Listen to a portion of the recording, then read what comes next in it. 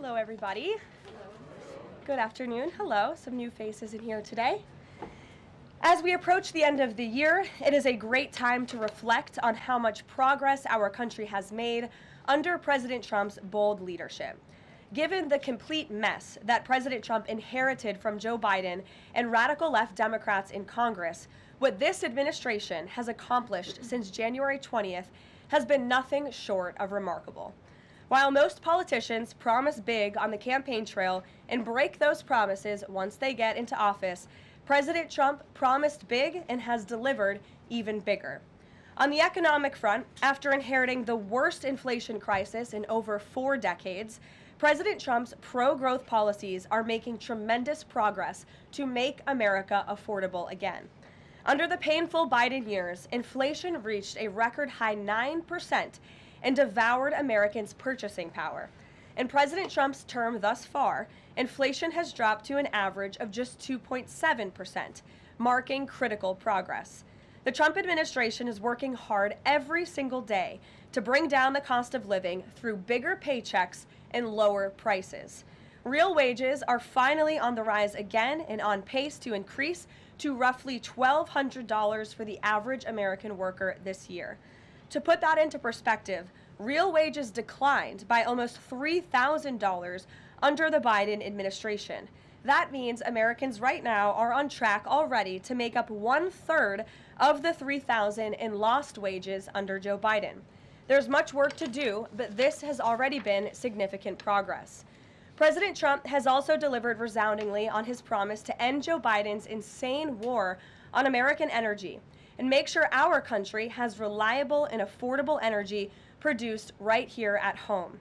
As a result, the nationwide average for regular gas just fell to its lowest level in nearly 5 years.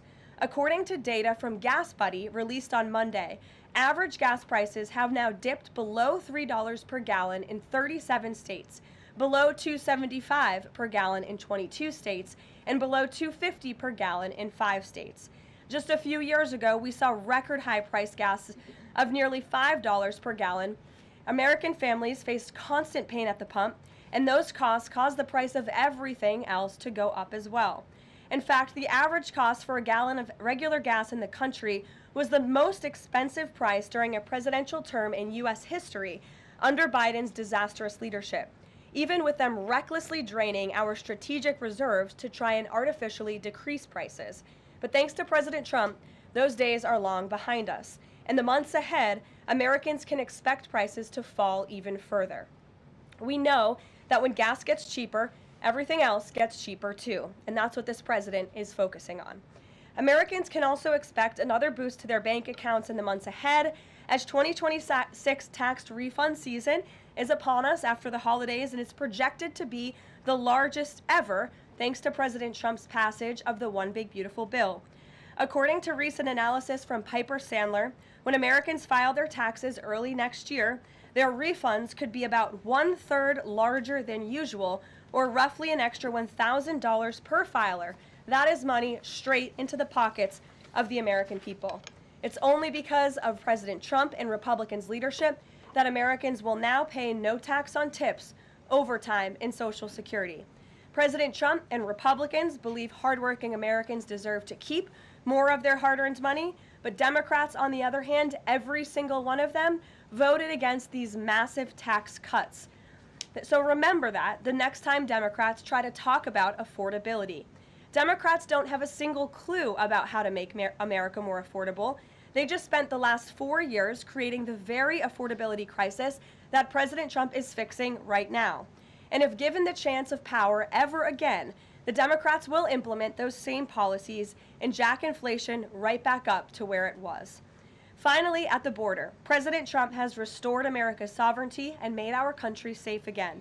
This is the single greatest and fastest national security victory in modern American history, and it's not even close. The latest preliminary numbers released from the month of November show we have the most secure border in our nation's history. This is a remarkable achievement. November encounters came in even lower than the previous historic low in October, if you can believe it. There were only 30,367 total encounters nationwide. That's lower than the previous record set in October. And for the 7th consecutive month, U.S. Border Patrol released 0 illegal aliens into the United States. Let me repeat, 7 months of 0 illegal aliens being released into our country. This is a historic achievement, and it's one that every law-abiding American citizen should be grateful for. At this point, in 10 months under President Trump's unmatched leadership, we've seen less apprehensions overall than we saw in just 1 month under Joe Biden. Again, let me repeat, in 10 months under President Trump, we've seen less apprehensions at the southern border than we saw in 1 month under the previous president. Again, remarkable results. All in all, the economy is back on track and ready to boom over the next 3 years. Biden's inflation crisis is over. Prices are coming down. Wages are rising. The border is fully secure, and America's best days are to come. President Trump has kept his word and delivered for the American people over the past year, and he will not stop fighting, as you heard from him directly this week, until our country and every state in this country is better than ever before. So with that, I will take your questions today. I know there's a lot of news. We'll start with our new media seat. Mr. Bowling, it's great to see you here. He's of Real America's Voice. He's also the host of Edge, his interview and commentary podcast. Please, Eric, why don't you kick us off? Karoline, thank you very much for this and inviting me to the new media seat. As you point out, affordability crisis, it strikes me energy prices have been coming down aggressively since President Trump's second term, approaching $55 a barrel for oil, gasoline, as you point out, under $3 a barrel nationally, first time in 5 years. By the way, that $55 barrel oil is about half of the peak under the last 4 years of the last administration, half price. Wholesale prices come down, yet affordability crisis, a lot of the folks in this room, a lot of legacy media, some of the people in the front row, seem to want to call this an affordability crisis right now, forgetting the fact that over the last 4 years prior, we hit 9% inflation. Wages, as you point out, were stagnant at best, sometimes had dipped. That's a real affordability crisis there, but they weren't really calling it that then. You point out how President Trump is changing the affordability in America, but how will he ensure that the legacy media doesn't flip the script and change it so that they're using affordability as their word, their idea, versus what the American people who know much better? Yeah, well, it's a great question, Eric, and it's a point of frustration for the president and for myself. I will say that's part of the reason I just kicked off this briefing today, setting the record straight with facts about the economic mess that the president inherited from his predecessor, Joe Biden. And he's focused on digging our country and our economy out of that hole every day. Things are getting better, and they will continue to. And President Trump understands better than any politician in this city the pain that the American consumer has been feeling for years now because of the last administration's policies. You heard him in the great Commonwealth of Pennsylvania this past week campaigning and talking to these voters, saying, I was elected to fix this problem, and I am fixing it. Don't forget who created it, and that's the Democrats. And I think when you hear the president talk about affordability, he's saying the Democrats are the greatest con artists in history because they are now trying to claim ownership of an issue that they created. And every data point and every economic metric does in fact show that the economy is improving. And so I do wish more people would report on those facts. I do wish that more people would remind the American public how we got here and why. It does not mean this president is discarding the feelings of the American people. He gets it better than anyone, which is why his entire administration has been focused on the issue of the economy and energy prices since day one. If I may Sure. follow up, it's reported that around 10,000 commercial driver's license operators have been pulled by your transportation secretary department.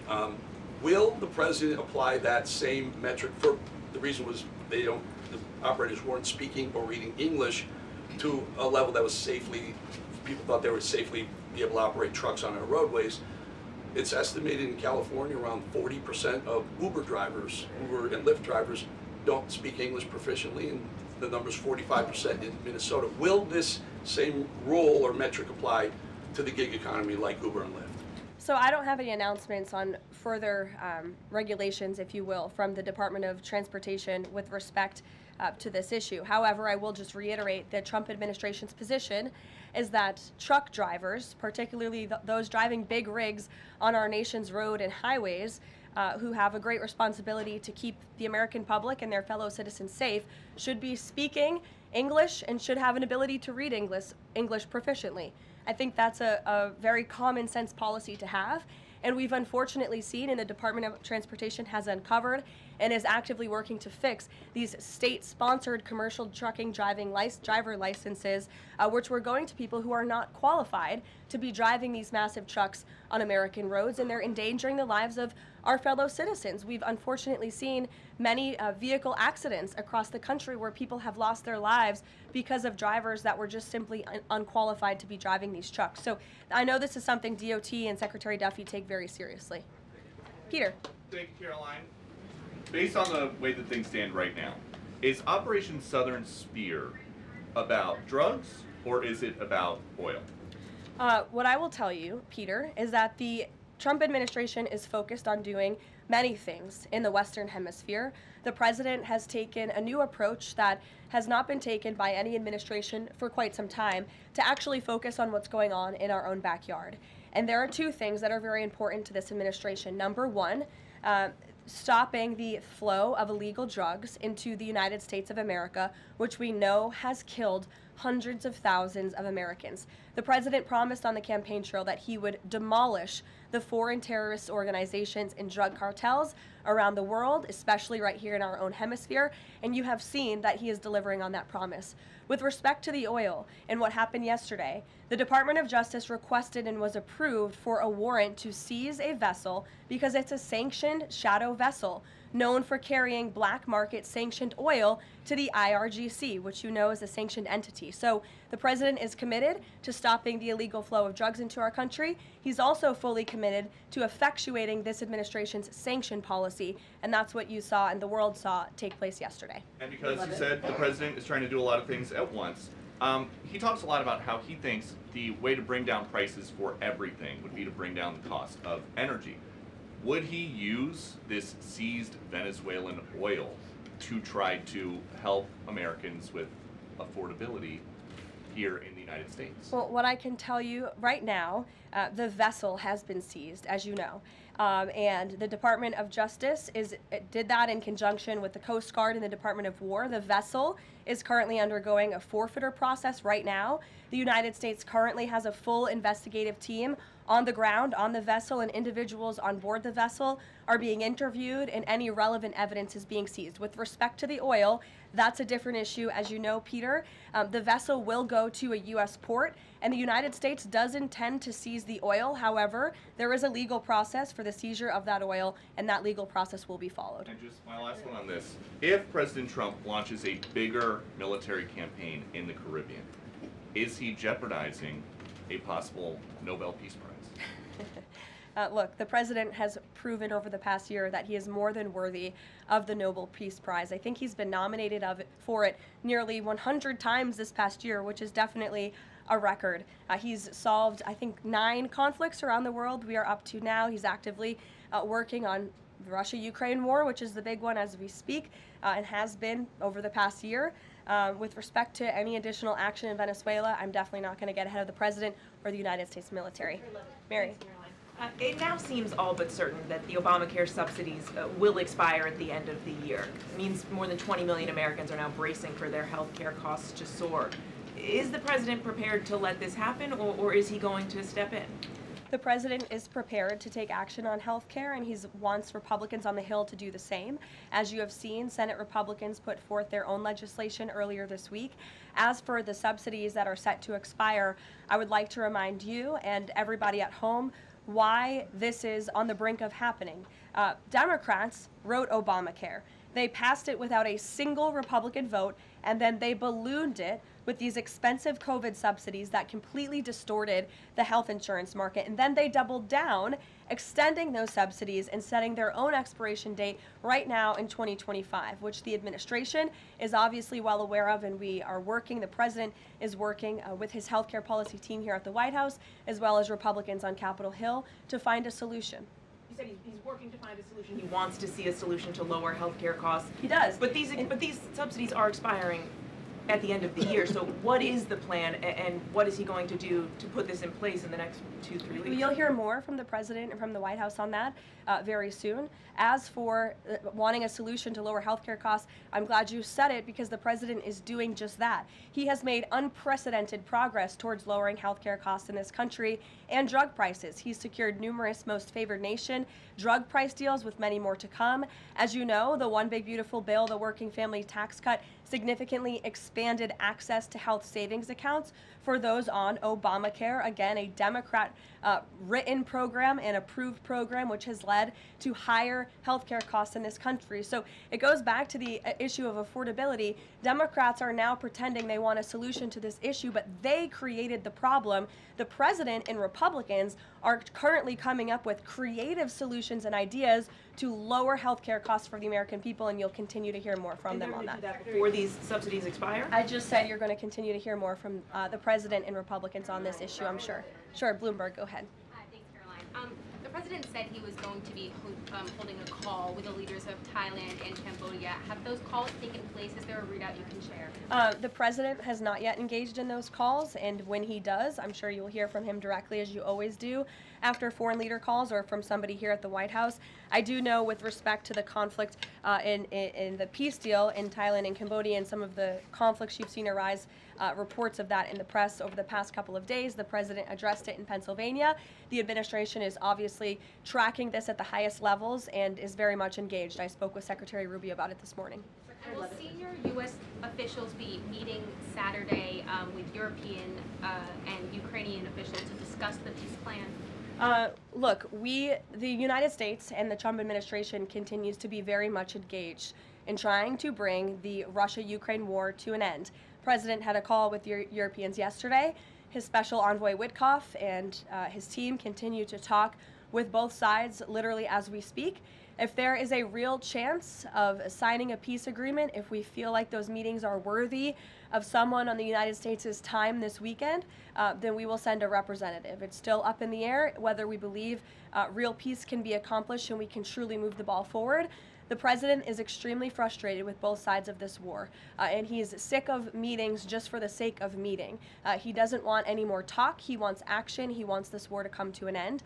And the administration has spent more than 30 hours, just in the past couple of weeks, meeting with the Russians and the Ukrainians and the Europeans and speaking with them as well. So we'll see about the meetings this weekend, and stay tuned.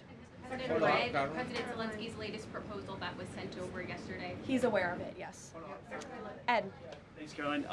The Fed chairman, the president says that he's interviewing candidates. So I just want to be clear. So the pick has not been locked in, and could we get an announcement before Christmas? I know every business outlet in the world is just chomping at the bit for a scoop or something on this Fed chair announcement. I'm not going to get ahead of the president. I know there's been a lot of reports about potential meetings this week with potential candidates. Look, as always, this is a decision the president himself is going to make. And I know there's a lot of reporting out there from anonymous sources who claim to know something. I would wait and see what the president himself does and announces, and I certainly won't be the one to get ahead of him on that. On the economy, can I ask you about a Michael, go ahead. On the next Fed chair, does the president have an expectation that his pick will lower interest rates next year to his liking? I think the president has been quite clear about what he believes the Fed should be doing, which is lowering interest rates. I know there was a quarter-point reduction this past week, and the president was pleased to see that, but he thinks more should be done. Philip. Thank you, Caroline. On these advanced NVIDIA H200 chips, why is the president willing to allow China to have access to one of America's chief technological advantages? Look, I will tell you just a couple of things. The president put out his own statement on this, which I do think highlights his exact thinking. What you see from the president on Truth Social is most of the time what you hear from the president behind closed doors privately. He told President Xi that NVIDIA will only be shipping H200 products to approved customers in China under conditions that will allow for continued strong national security. The administration continues to maintain a strict export control regime, and we are ensuring that the Blackwell chip and other advanced technologies stay right here in America, and these H200 chips will only be sent to China after undergoing a security inspection here in the United States. Elizabeth. Thank you, Caroline. Your City Mayor-elect Zohran Mamdani put out a video recently telling immigrants in New York City they have the right to stand up to ICE. Are you concerned this will inspire New York City residents to resist ICE operations, and what will the Trump administration do if this happens? The Trump administration is definitely concerned about the rise in violence, in attacks, in physical threats that we have seen against our brave men and women who wear the ICE uniform. Again, these are agents who are just simply doing their jobs. They are enforcing our nation's immigration laws, and we've seen more than a 1,000% increase in violent attacks on them and their families. They've been doxxed, they've been harassed, many of them have been physically assaulted and attacked. So we condemn that wholeheartedly. I know the administration has done a lot to protect our ICE agents, and the president stands firmly behind them in conducting these enforcement operations. And there's a lot of talk from Democrat politicians in New York, but the Trump administration will continue to do our jobs in every state, and that's to remove illegal aliens and public safety threats from American communities. Secretary Leavitt. Sure. Thank you. I'll go to the gentleman who's very eager, and then to you. Awesome, thank you so much. Obviously, Jasmine Crockett, who the president has openly criticized, just entered Texas's Senate race. I asked Mike Johnson, who said that Texas largely supports the president. Crockett, on the other hand, says that Trump is an example of extremism. She says that her support is a referendum on Trump. I'm curious to get your thoughts on this. And has Trump made any statements since she's announced her candidacy? Not to my knowledge, as you know from the White House podium. As a government employee, I'm not privy to comment on future elections, but I do think the president has made his thoughts on Ms. Crockett quite clear, and I do believe he thinks she is wholly unqualified for the office that she is seeking. Joey. Yeah, thanks, Caroline. A federal judge today ordered the immediate release of Kilmar Abrego Garcia from ICE detention. Does the White House have a response to that, and does the administration plan to appeal that decision? Absolutely. The White House, the administration opposed this activism from a judge who is really acting as a judicial activist, which we've unfortunately seen in many cases across the country. Abrego Garcia is present in our country illegally. He is a proven human trafficker. He is a proven gang member. The administration has evidence of that.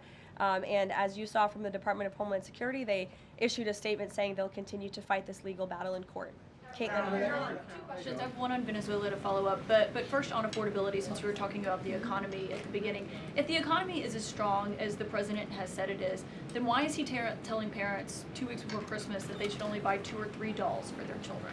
Look, what the president is saying is that if we want products made right here in America, if we want them to be made from American small businesses, which is a large part of the reason the president has effectively implemented tariffs, then we're going to have better quality products right here in the United States. Maybe you'll pay $1 or $2 more, but you will get better quality, and you'll be supporting your fellow Americans by buying American, and that's what the president was saying.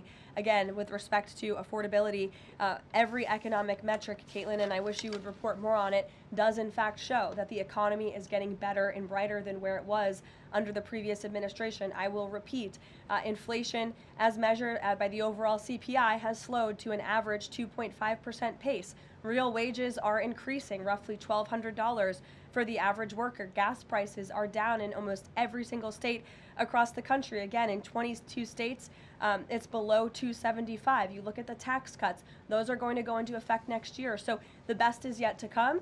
The president is digging our country out of the economic hole that the previous administration put us in, and that's what he's talking about. It was a year ago, as you know, and grocery prices have been up. So we've covered the economy, but there's mixed signals in terms of what that looks like.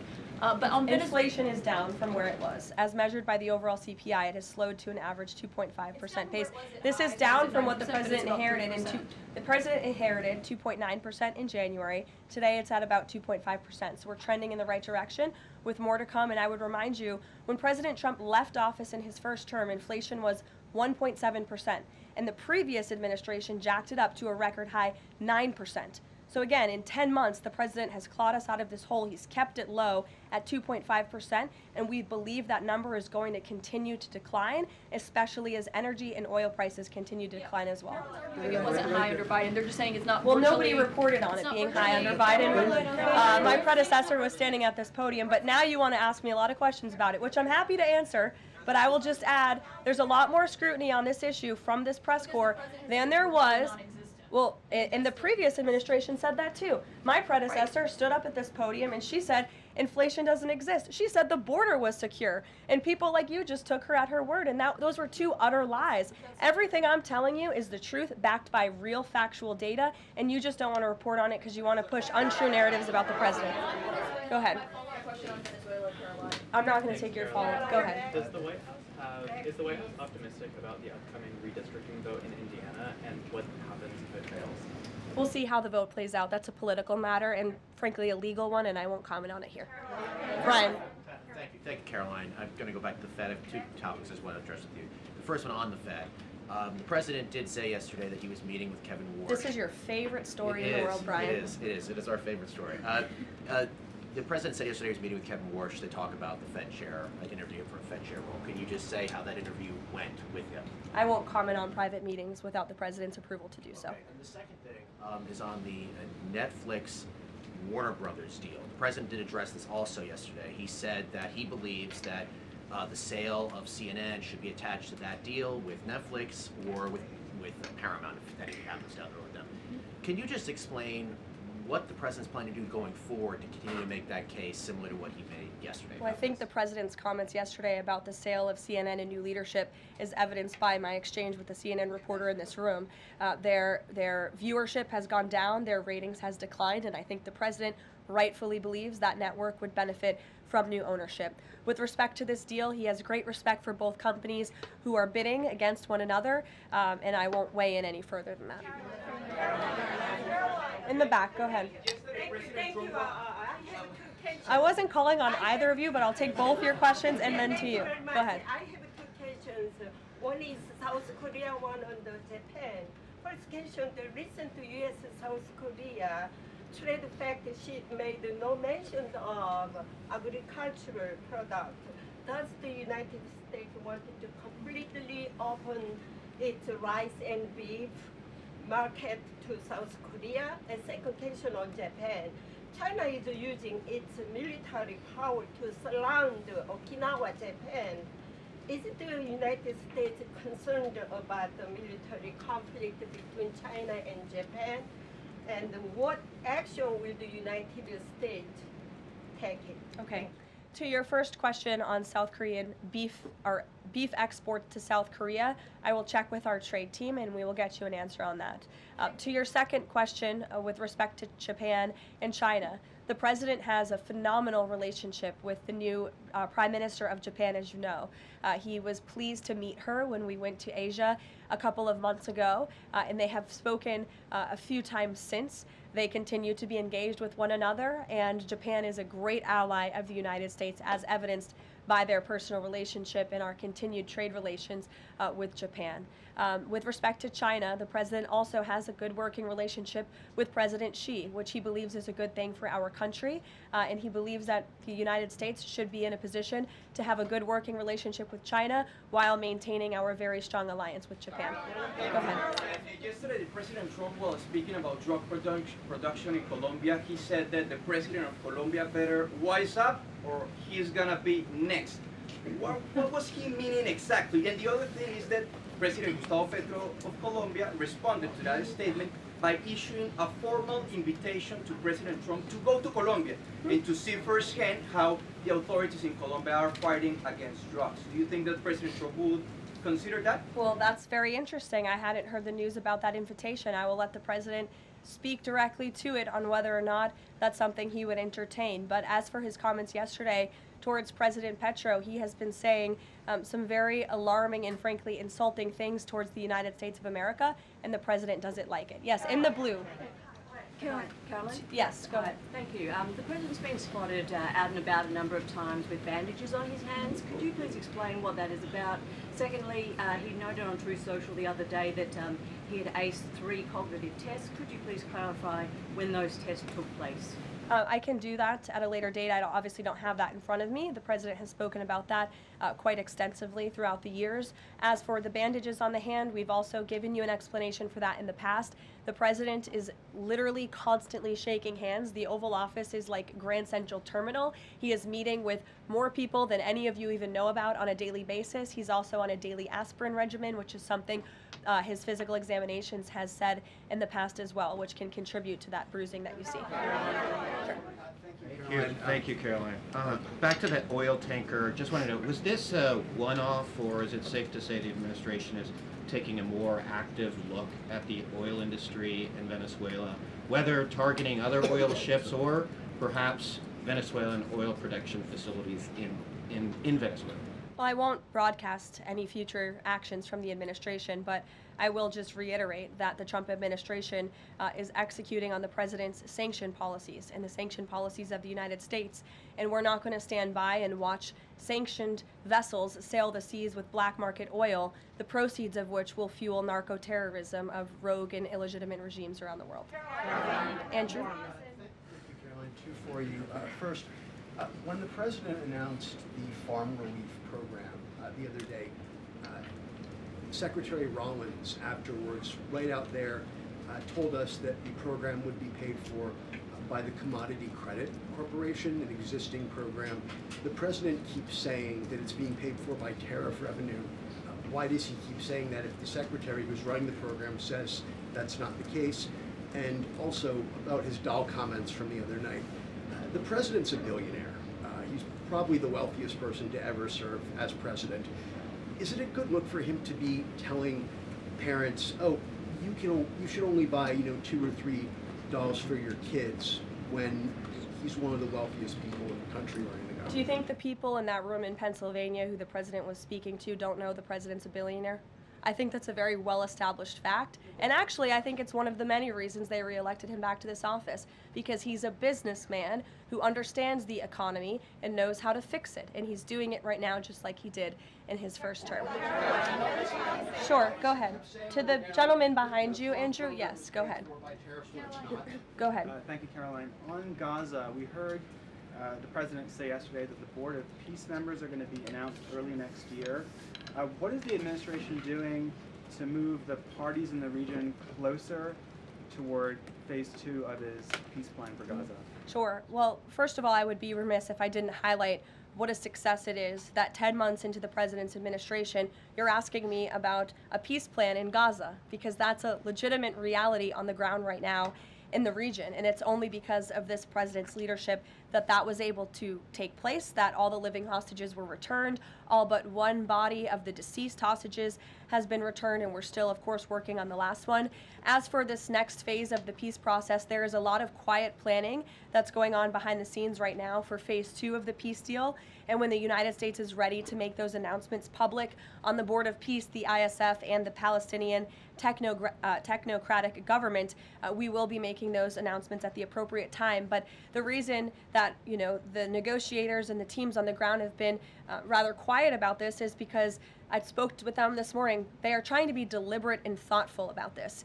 Peace in Gaza, in the Palestinian Strip, is something, the Gaza Strip rather, is something that people have been trying to accomplish for 70 years. So, this is a complex problem, and this administration wants to be very thoughtful about it, and we want to ensure an enduring and lasting peace. And when those announcements are ready, they will be made.